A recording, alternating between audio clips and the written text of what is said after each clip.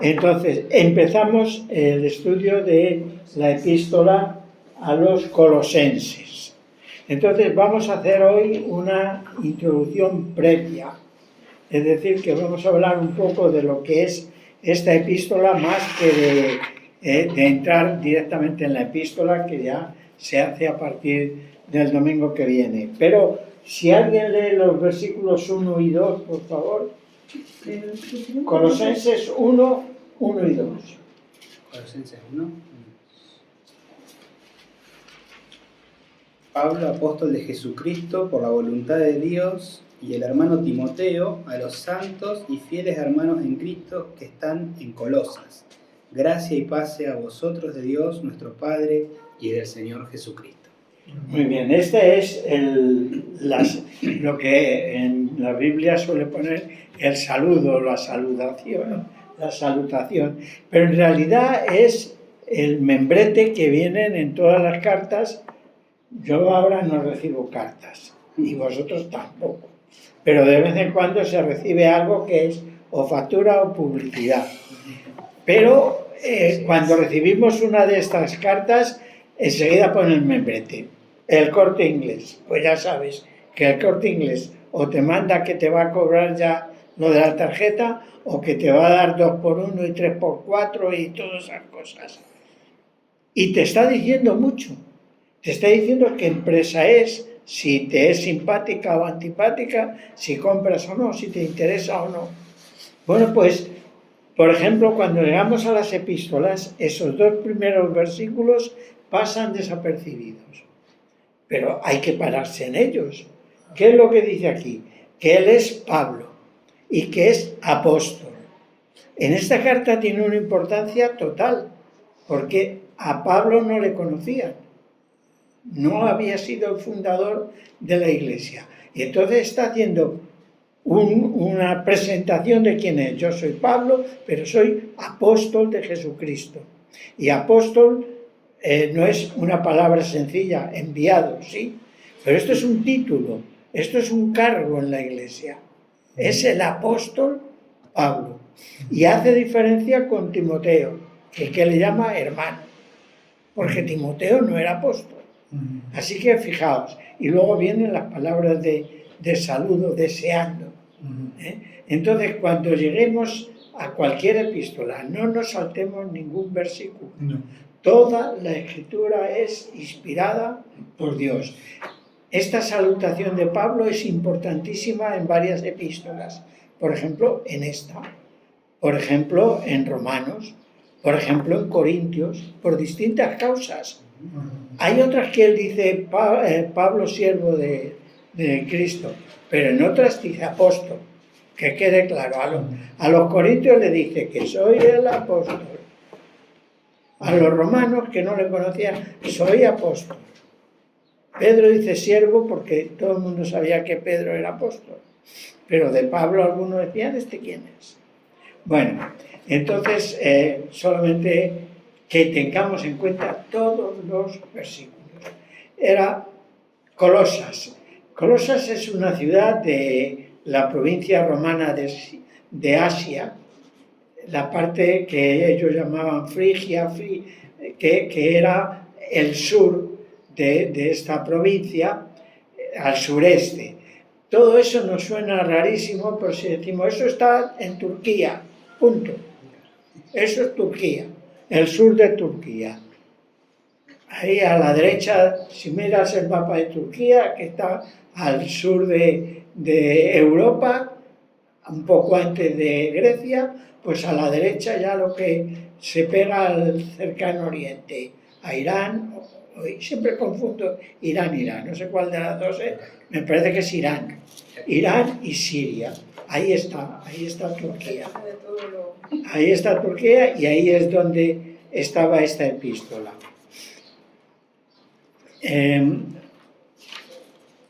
Estaba en una vía que salía de Éfeso. ¿Recordáis cuando nos pusieron aquí las 7 iglesias de Asia, cómo estaban colocadas? Pues esta, una vía principal muy comercial. Sabéis que los romanos hicieron muchas carreteras. Pues la carretera salía de Éfeso iba hasta Tarso, de Tarso bajaba hasta Siria y en Siria empalmaba con la que iba por toda Palestina y llegaba hasta Egipto y luego ya a Etiopía. Así que estamos en una zona muy comercial. En la época de los romanos había sido una ciudad muy próspera, pero tuvo un terremoto, se destruyó y entonces perdió mucho de su prestigio porque esa importancia de la ciudad de Colosas pasó a ser de Hierápolis y de Laodicea, especialmente de Laodicea. Entonces, esa zona era una zona, parece ser, es una zona muy verde, muy de prados, y lo que hay es mucho ganado, sobre todo ganado lanar, sobre todo ovejas.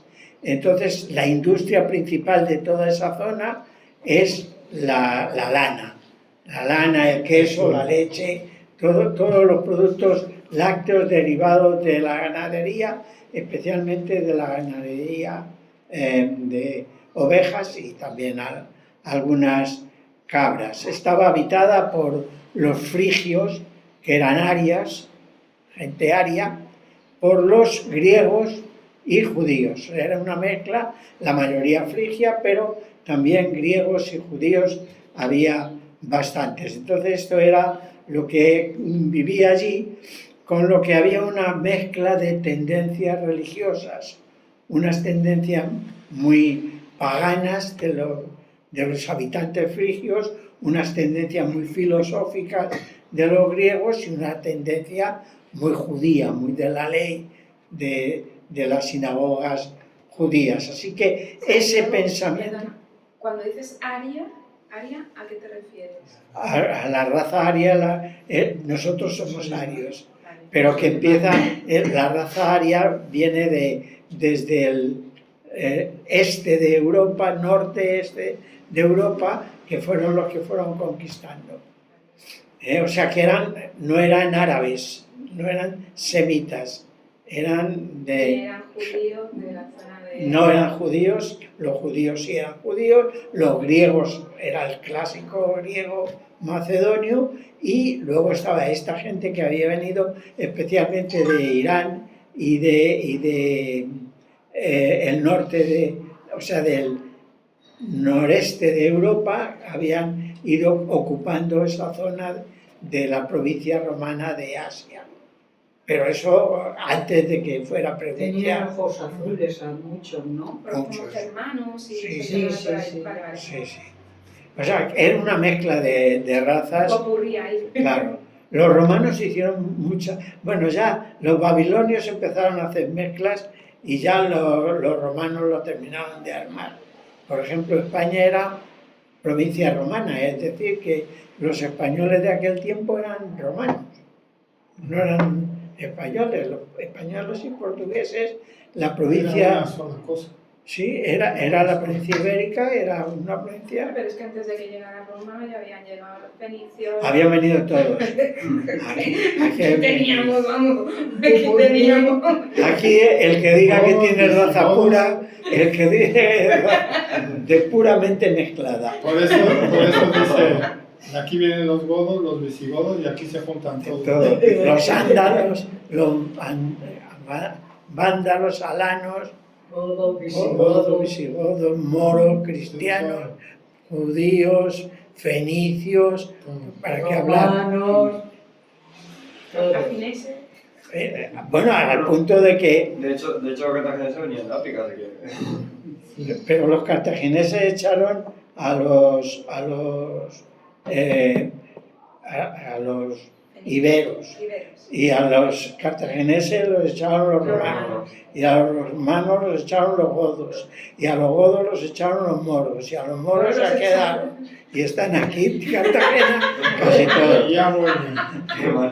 Han vuelto. Bueno, vamos a seguir que nos hemos atascado ahí. Bueno, entonces esta influencia hace, toda esta mezcolanza hace que haya una influencia religiosa un tanto especial, de idolatría total y absoluta, de filosofías y de religión judía. Eso estaba influenciando en las iglesias de la zona. Y entonces ahí tenemos a una iglesia, esta, la concreta de Colosas, que empieza a funcionar, pero que no la ha fundado Pablo. Lee el capítulo 2, versículo 1, que dice...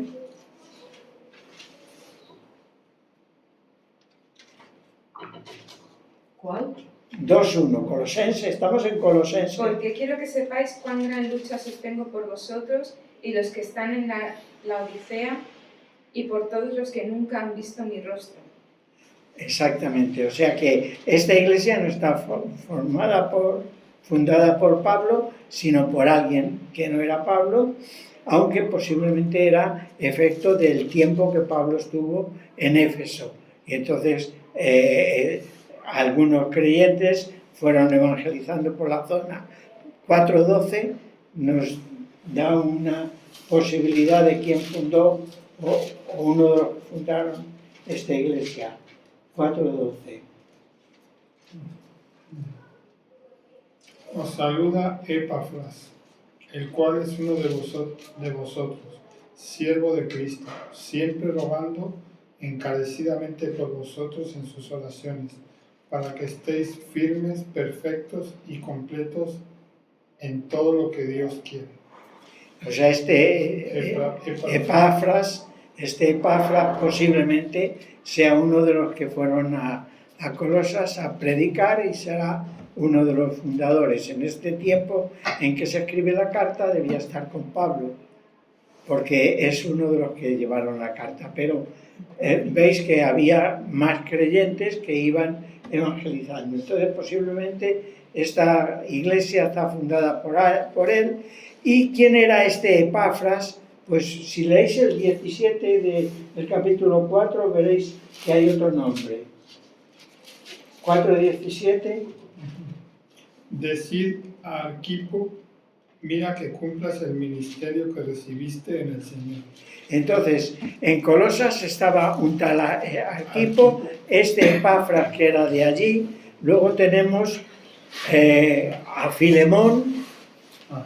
Entonces posiblemente estos sean el consejo de ancianos de aquella iglesia de Colosas, formado por estas personas que posiblemente eran los mismos que habían creado la iglesia. Nos alegramos de ver a Samuel, ha crecido, está más alto, más guapo, más fuerte, y nos alegramos mucho de que estés aquí. Bienvenido.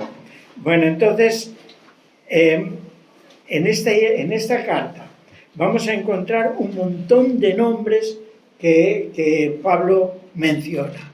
O sea, fijaos, menciona, os lo voy a leer. Pablo, Timoteo, Onésimo, que era de allí. Si nombra a Onésimo, de rebote están nombrando a Filemón, ¿no?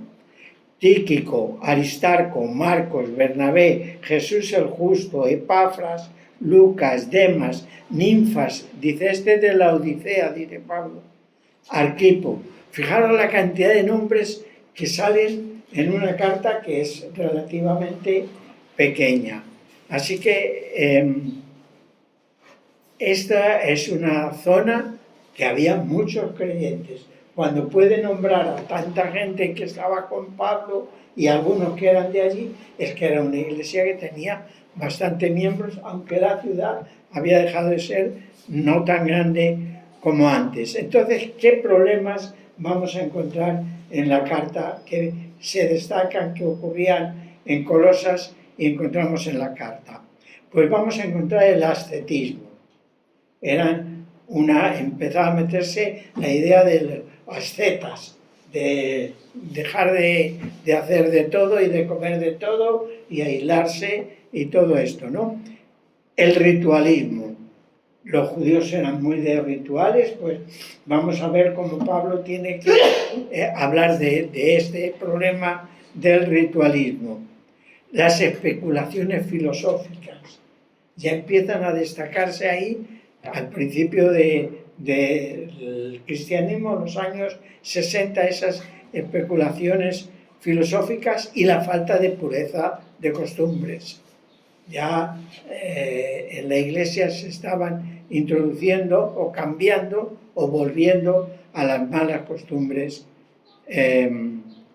de la zona sin cristianizar, de toda esa parte de lo que se llama Turquía, Grecia y toda la parte donde se movió el Evangelio con Pablo. Bueno, no sé si tenéis alguna duda acerca de la ciudad y todo. Yo creo que más o menos nos hemos situado, ¿no? Entonces vamos a ver un poco la epístola, solamente hacer una introducción previa a la epístola. ¿Qué diferencia hay entre una carta y una epístola? A mí me gusta que se llamen epístolas. Una carta es un escrito personal de alguien a alguien o a algunos y suele ser de asuntos pues muy personales o sin mayor importancia.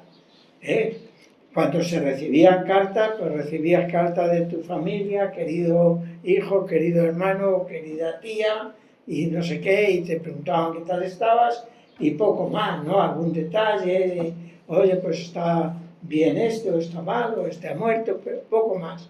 Ahora, una epístola es, en principio, igual, pero con una intención didáctica.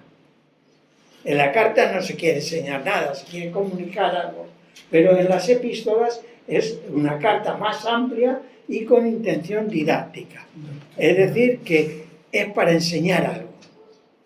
Dirigida también a un grupo, en este caso a una ciudad, a una iglesia en una ciudad, a la iglesia de Colosas, pero con la intención de explicar algo, de enseñar algo, de corregir algo. No solamente de decir, pues estamos Timoteo y yo, estamos en la cárcel y más o menos estamos bien. Eso sería una carta. Esto es bastante más amplio. Entonces, tengamos en cuenta esto.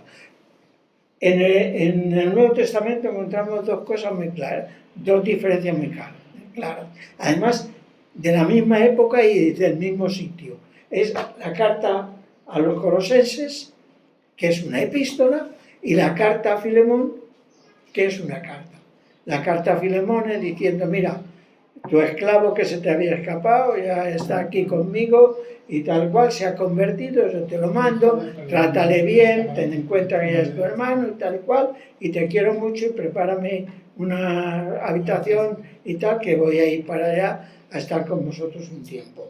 Eso es una carta. Una epístola pues dice, mira, pasa esto, eso es así, y tenéis que hacer esto, y cuidado con esto otro, y toda la enseñanza. Así que esta epístola es una epístola a los colosenses, que posiblemente con toda seguridad está escrita por Pablo en los años 61, 62, entre el 60 y el 63 es que está escrito esto. Está mencionando una cosa importante, es que dice que cuando los colosenses lean esta carta, esta epístola, que se la den a los de la Odisea y que la epístola a la Odisea que la lean ellos. Entonces la epístola a la Odisea no la encontramos. Muchos piensan que la epístola a los Efesios no era solo una epístola a una iglesia en Éfeso, sino que era una especie de epístola circular y que la carta a los laodicenses era la carta de Efesios. No es seguro, pero es posible, porque Colosenses y Efesios el tema es muy similar, lo único que Efesios está más tratado en profundidad que Colosenses.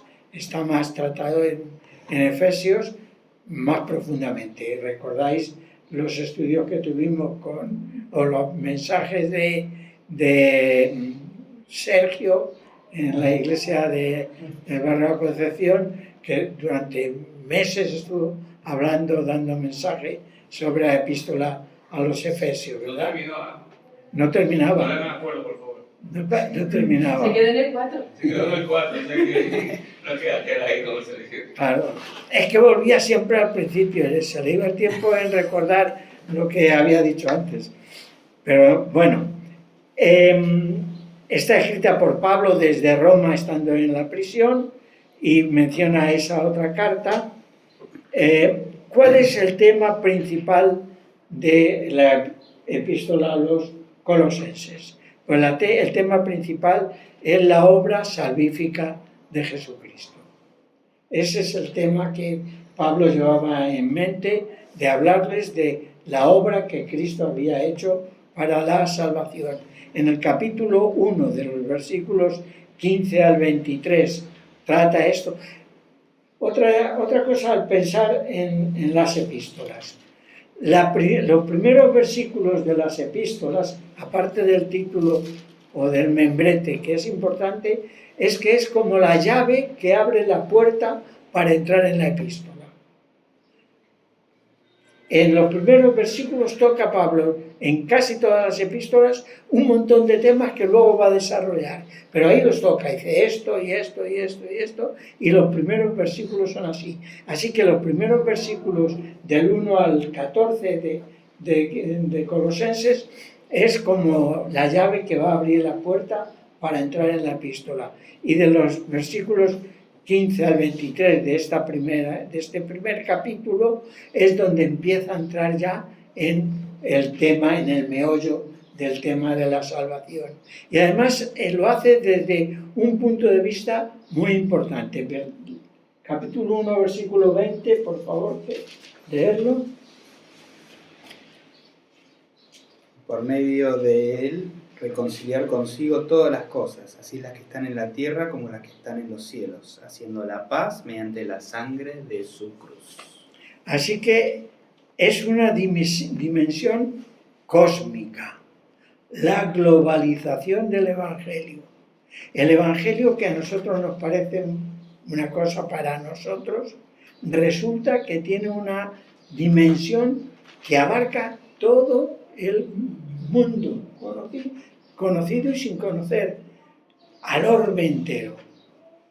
La obra de Jesucristo en la cruz del Calvario ha revolucionado totalmente toda la existencia de lo que existe, desde planetas hasta seres que pueda haber, espirituales, seres mortales como nosotros, si hay otros habitantes, el cielo entero, Satanás y sus huestes. Todo eso está englobado en algo que hemos denominado Evangelio. Fijaos la dimensión, y aquí Pablo dice que la obra salvífica de Cristo tiene que ver con la salvación a todo el orbe, a todo, a cielos y tierra. Y eso es importante y estamos hablando de algo serio, ¿eh? Primero estamos hablando de Dios y segundo estamos hablando de todo lo creado. Así que tengamos cuidado cómo lo tratamos, ¿no? Porque es importante. Sí, en esta epístola se tratan seriamente asuntos tan vitales como la persona y obra de Jesucristo, el apostolado de Pablo. Pablo también da claras muestras de ser de que es el apóstol, y eso tiene una norma, una importancia muy grande, porque casi todo lo que tiene que ver con la Iglesia, con la formación y la forma de ser de la Iglesia, casi todo está muy detallado por Pablo. El Señor Jesucristo habló de la Iglesia y es el que da dones a la Iglesia y es el que ha salvado a la Iglesia, pero quien ha organizado la Iglesia principalmente son los apóstoles, la base son los apóstoles, pero lo que nosotros tenemos registrado es de Pablo. Y Pablo defiende que él es apóstol y por eso tiene autoridad para decir ciertas cosas a cómo es la Iglesia, qué cosa es la Iglesia y cuál es nuestra postura personal dentro de la Iglesia. Perdón, hay un comentario. Es muy interesante que en el versículo 1, él dice que es apóstol, pero no porque a él se le ocurre. Se dice por voluntad de Dios, que es fundamental eso también, de que no está basada su autoridad apostólica en que él se impuso y tomó un lugar, sino que el lugar fue dado por el Señor. Y él lo reconoce a eso y lo toma como parte de su ministerio. Por eso he dicho antes que es importante que leamos desde el primer versículo, porque todo tiene miga. Esto no sobran como las novelas. Yo leo bastante novela y me pone negro y me aburre que los tíos hacen unos tochos de 500 páginas de las que sobran 300. Pero claro, no vale igual un libro de 150 páginas que uno de 500. Y entonces, como todos son porcentajes, pues a meter morralla y dice, pero si esto es un rollo, toda esta parte sobra. En la Biblia no sobra nada. No hay relleno, ni siquiera en los saludos. Bueno, también se habla de los falsos doctores, a los que debemos añadir los actuales falsos doctores, que haberlos, hay liturgias huecas, güeras, que no valen para nada, y ahí estaban metidas la moral cristiana versus moral contemporánea, que era diferente. En la última parte de la epístola, Pablo va a meterse con la forma en que tenemos que vivir como personas, la convivencia social, con el trabajo, con todo eso. Y hay herejías. Las herejías son principalmente dos.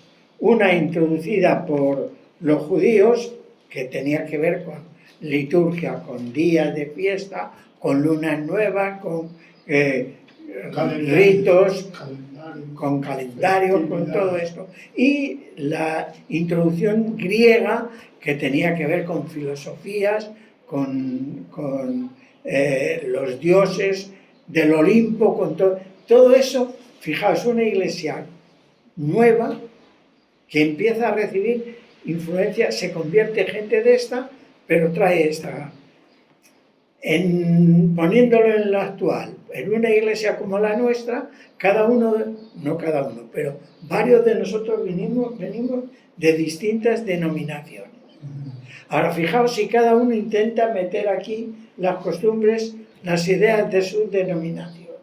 Y entonces uno quiere ser pues muy carismático, el otro quiere ser muy bautista, el otro quiere ser muy de los hermanos, el otro dice yo metodista. Pues.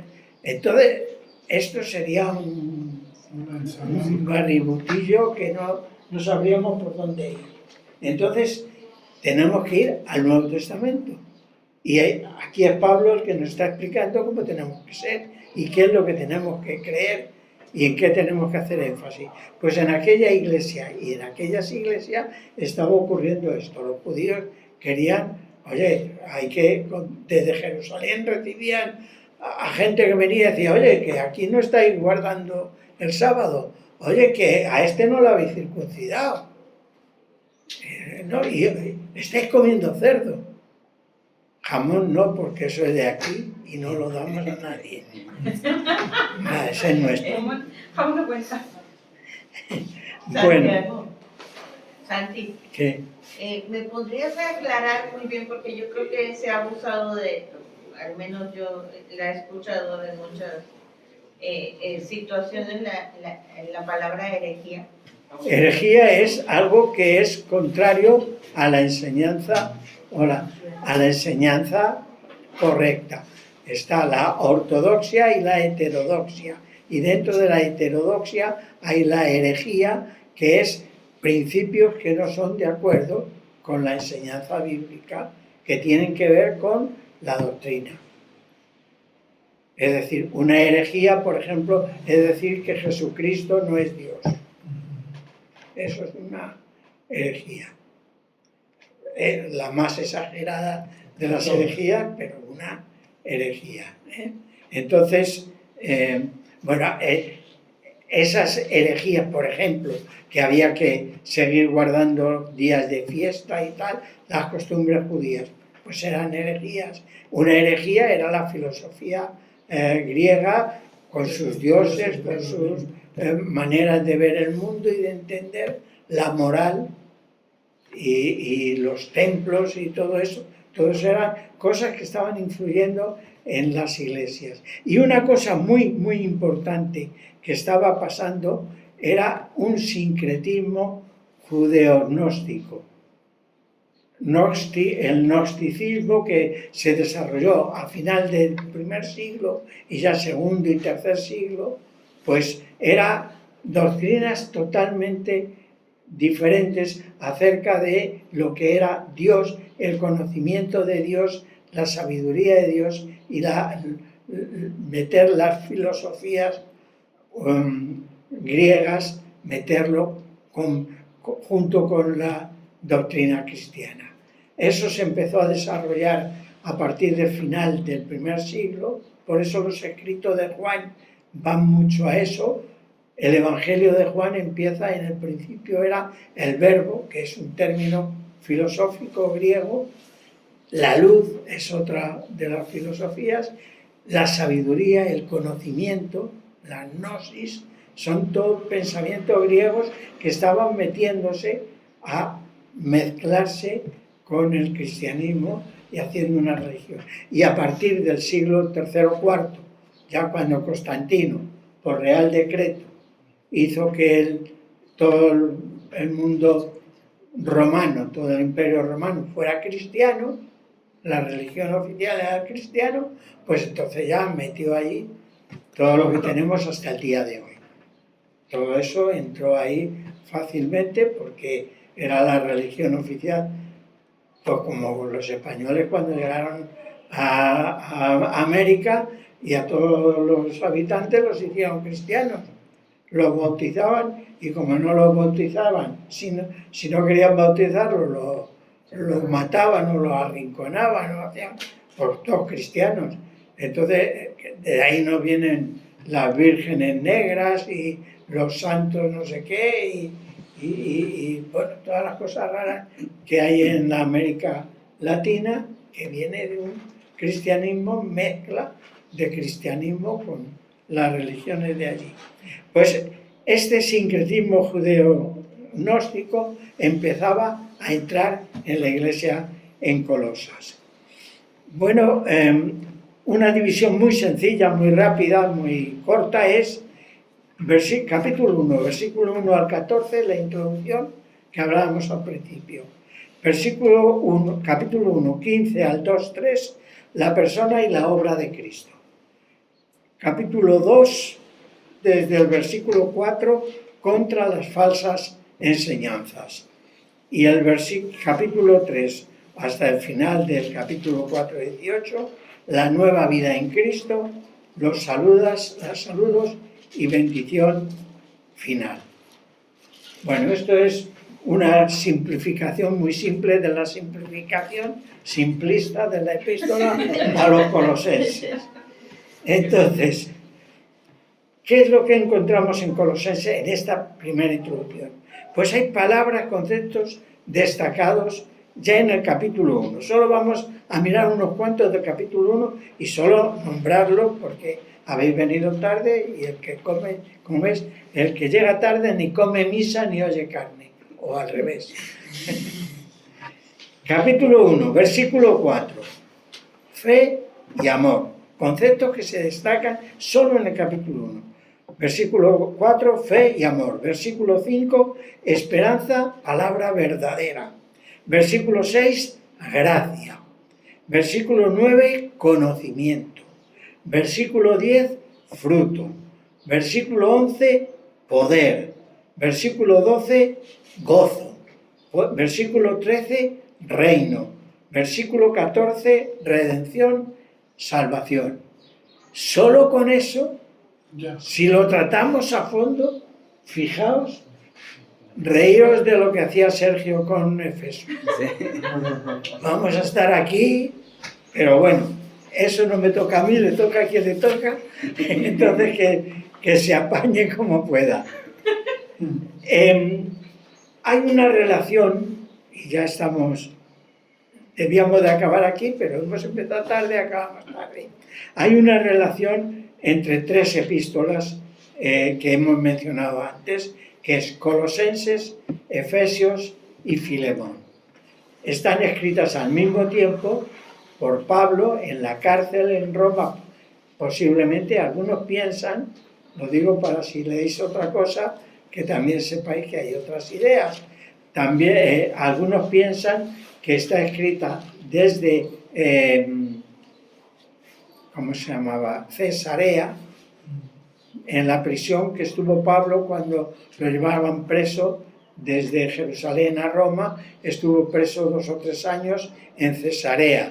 Y entonces algunos piensan que estas cartas las escribió desde Cesarea, pero la mayoría piensan que fue cuando ya estaba en Roma y ya estaba prisionero. Pero bueno, tampoco tiene mayor importancia. El caso es que estas 3 cartas las escribe Pablo, una dirigida a Colosas, a la iglesia de Colosas, que es la que vamos a meditar estas semanas, este trimestre. La otra es Efesios, que como dije al principio, quizás sea la misma que la Odisea, o quizá no, pero que es el mismo tema, pero tratado más en profundidad. Y Filemón, que es una carta personal recomendando a un tal Filemón que reciba a Onésimo, no ya como esclavo, sino como hermano en Cristo, y que le perdone. Y además Pablo, como es una carta personal, dice: lo que te debe Onésimo, Ponlo en mi cuenta. por lo que cuando yo vaya te lo pago. Si no es que tú ya me Dice, debes a pero mí, vamos a hablar de cuentas tú y yo. que me debes tú a mí. Que tú me debes más a mí que yo a ti. Pero bueno, pero dice, yo lo pago, pero vamos a echar cuentas. A ver quién debe a quién, ¿no? Pero bueno, eso es una carta personal. No es una epístola, pero tiene importancia.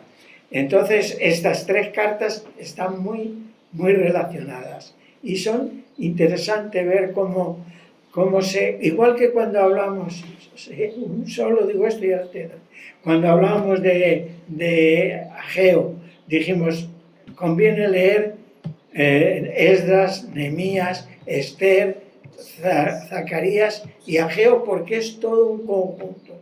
Pues aquí estas 3 cartas son un conjunto. Dígame usted, Bolívar. ¿Qué hemos terminado? No. ¿El tiempo? No, pero es que hemos quedado que nos alargamos hoy. Bueno. ¿Ves? Por llegar tarde. Bueno, estamos acabando, ¿eh? Ya sabéis que el que quiera meter mano, que la meta, ¿eh? Aquí encontramos ya, hemos dicho, el gnosticismo incipiente. Al final del siglo I ya hay mucho problema de los gnósticos metidos en la iglesia, la doctrina gnóstica metida en la iglesia. Pero aquí tenemos un principio. Y, por ejemplo, el versículo 9 del capítulo 1, ¿qué es lo que dice? Por lo cual también nosotros, desde el día que lo oímos, no cesamos de orar por vosotros y de pedir que seáis llenos del conocimiento de su voluntad en toda sabiduría e inteligencia espiritual.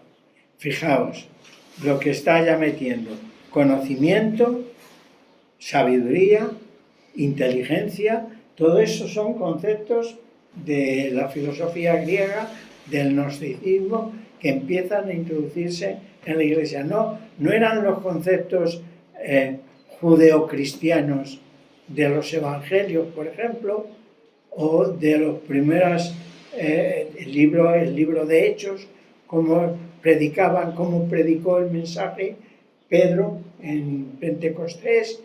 ¿Veis? Es otro lenguaje. Aquí empieza a meterse este lenguaje del conocimiento. En el 2:8, ¿qué dice? Mirad que nadie os engañe por medio de filosofías y huecas sutilezas, según las tradiciones de los hombres, conforme a los rudimentos del mundo y no según Cristo. Las filosofías y y huecas sutilezas. Sabéis que la filosofía habla mucho de la sutileza, ¿no? Son muy sutiles. Entonces empiezan a rebuscar por aquí y por allá y llegan a conclusiones. Pues dice, Pablo les está diciendo, cuidado que no os líen con esas cosas. Cuidado que no os líen con esas cosas. El versículo 16 del capítulo 2.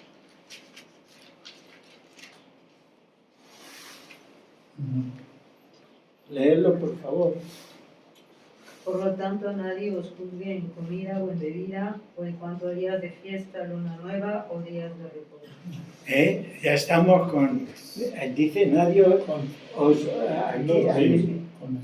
y aquí dice nadie os critique. Nadie os critique por estas cosas, por no seguir esas cosas. ¿Os dais cuenta? Las comidas, las fiestas, los días de reposo, la influencia judía ahí metiéndose, que también tenía mucho de influencia griega en esas cosas, porque ellos también tenían sus santuarios y sus fiestas y sus cosas, ¿no? El día de tal. Hasta nuestros días han llegado a la idea de las fiestas. Ahora tenemos unos calendarios. Cuando un calendario lleve el santoral completo, cada día hay 10 o 12 santos, dedicados 10 o 12 santos. Y ahora que estamos en un tiempo de laicismo, ya no hay santos, ahora ya somos todos laicos, pues entonces ahora no hay un solo día que no tenga 2 días de. El día de los que andan a pata coja y el día de los que corren por las aceras. El día de no sé qué, el día de no sé qué. Ahí todos los días es día de algo. Y eso era que se estaba metiendo, pero en el principio de la iglesia no había tales cosas. No había ni domingos festivos, pues se trabajaba de lunes a lunes y de sol a sol y por las noches también. Ese era el horario que había de trabajo, pero los cristianos empezaron a juntarse los domingos. Mirad, cuando empezó el Evangelio en Cartagena, en la zona esta de aquí, que empezó en las minas de la Unión, los mineros trabajaban todos los días, desde que amanecía hasta que se ponía el sol, hasta la noche, todos los días. Entonces, ¿qué es lo que pasaba? Que para reunirse, tuvieron que empezar a reunirse el domingo por la noche, después de que salieran de trabajar de la mina. Poneos en su caso, salir de trabajar de la mina cuando ya es el atardecer, andar desde las minas de Bormán hasta la Unión, andando. El más rico tendría bicicleta, pero de ahí no pasaban, no había ni carreteras, algún camino. Desde la Unión, desde las minas, no sé si habéis visto alguna mina, podéis ir a verlas, que es interesante, pero desde las minas bajaban hasta la Unión. Se lavaban, porque venían llenos de porquería, eran mineros, se lavaban, iban al culto, que empezaba a las 9 de la noche, en las casas, tenían el culto, se iban, dormían un rato y al amanecer, porque tardaban casi 1 hora de camino, tenían que salir a ir a trabajar a la mina. Y nosotros nos quejamos de que el culto dura mucho. No. Pues no hagas así, porque si el que haga así tiene que hablar. Dale clase. Aquí el que levanta... Bueno, el gnosticismo incipiente. La esperanza del Evangelio está en los versículos 4 al 8, con esa globalización del Evangelio que incluye a todo lo creado. Eso sí que es globalización y no la que quieren hacer algunos, ¿no? Un Evangelio que es para todo lo creado, para todo. Y luego hay una parte, he puesto aquí una palabra para presumir, parenética. Eso quiere decir de exhortación y de animación. pero aquí queda bonito, ¿eh? Qué bonito. Me ha quedado bien. Paramétrico. Y la parte pronóstica, que quiere decir lo que empieza a entrar el gnosticismo. Y he nombrado 3 o 4 palabras y con esto acabo. Mirad, la palabra pleroma, que quiere decir plenitud. Ya la metieron, pleroma. La palabra gnosis, que quiere decir conocimiento. La palabra sofía, que quiere decir sabiduría. Así que la reina antigua de España era una mujer sabia, y yo creo que lo era, más que me callo. Pregnosis es pleno conocimiento. Veis que habían entrado bastantes conceptos ya del pensamiento no cristiano en la iglesia cristiana.